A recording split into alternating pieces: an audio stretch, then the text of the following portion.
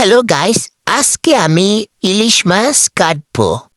মাছ দিয়ে বটিগুলো তাড়াতাড়ি কেটে নিতে হবে।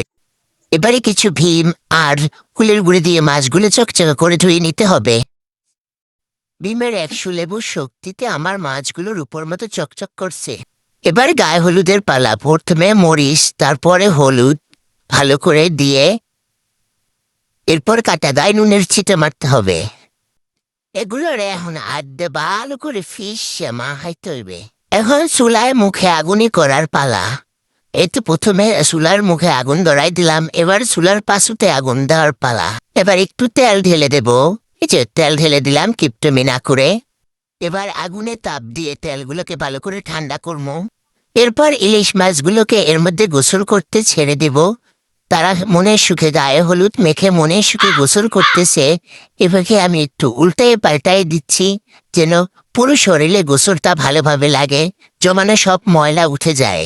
এবার বিশাল সাইজের এক গামলার মধ্যে সবগুলো মাছ আমি রাখবো। এবার নানির মেয়ের কাছ থেকে ধার করে আনা ডেকটা চুলার উপরে বসিয়ে দেব। এরপর এর মধ্যে একটুখানি তেল দিয়ে পেঁয়াজ দিয়ে ভালো করে নাড়াচাড়া করে দিব। তারপর একটু লবণের ছিটা দিব। আচ্ছা। মরণ দশা, আমি তো পানি দিতে ভুলে গেছি। এই যে একটু পানি দেব। এবার একটু হলুদ দেব। এই হলুদ আবার ভুল হয়ে গেছে, আর একটু হলুদ দেব। এবার একটু মরিচ দিব। তারপরে আবার একটু মরিচ দিব।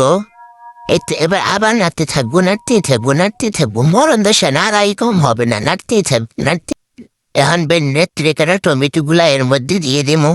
এই যে টমেটো দেওয়া শেষ, আবার একটু নাড়াচাড়া করতে হবে, দেখতে হবে। ছুঁয়েতে একটু ডাইকে দিই। দিকে জিব্রায় পানি এই পড়ছে বড় বিড়ালটার। একটু মা, ইলিশ মাছের শেষ স্বাদ, এত স্বাদ, আসলে এত স্বাদ। আর একটু মাথাটা আছে মরণ দশা, এটাও খেয়ে লাই। এই সব শেষ। আবার একটু নাড়ে দিমু।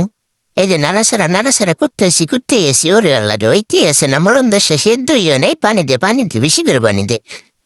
নাড়তে থাই। এই তো আর একটু চুলে পানি আগুন দিয়ে লই। মরণ দশা, পানি গরম হয়ে গেছে। এই তো এবার এই মাছগুলো এর মধ্যে আস্তে আস্তে সাবার সাঁতার কাটতে ছেড়ে দিই, কারণ মাছগুলোর গলা শুকাই গেছে। এতে একটু ভালো করে নেড়েছে। এবার একটা সিক্রেট মশলা এর মধ্যে দিয়ে দিছি। এবারে আমার মার যত্নে নেওয়ার উপর বাটির মধ্যে এগুলো নামাতে হবে। এক্সেল সুন্দর হয়েছে, মরণ দশা সেই সুন্দর হয়েছে। আরে মধু সেই স্বাদ।